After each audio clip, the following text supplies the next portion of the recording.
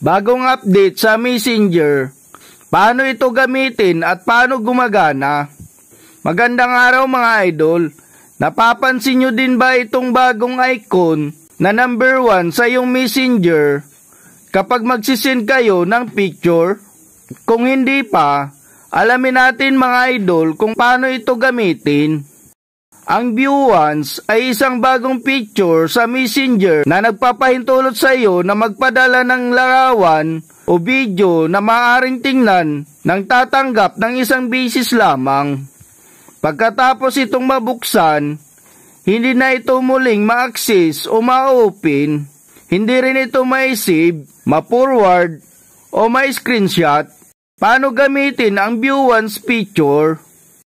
Una, buksan ang Messenger app at piliin ang chat kung saan mo nais magpadala ng media. Itap ang camera icon upang kumuha ng bagong larawan o video. O piliin ang media mula sa iyong gallery. Pag nakapili ng picture, i-click itong edit. Itap ang icon na ito. Itong may number 1 upang i-activate ang view once mode. Kapag okay na, itap ang send button upang ipadala ang media. Ganito ang magiging resulta nitong view once sa taong pinadalan mo ng picture. Ganito ang mag-appear sa messenger niya, view photo.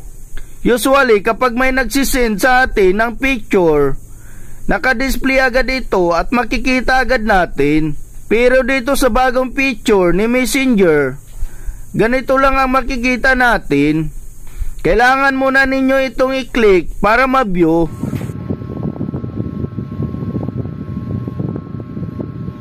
At once na ma-view na ito, hindi nyo na ito maaaring makita ulit.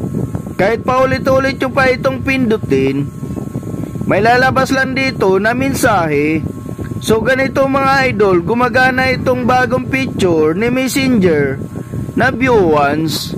Kung gusto nyo ng mga tips and updates na kagaya nito, subscribe for more. Thank you for watching.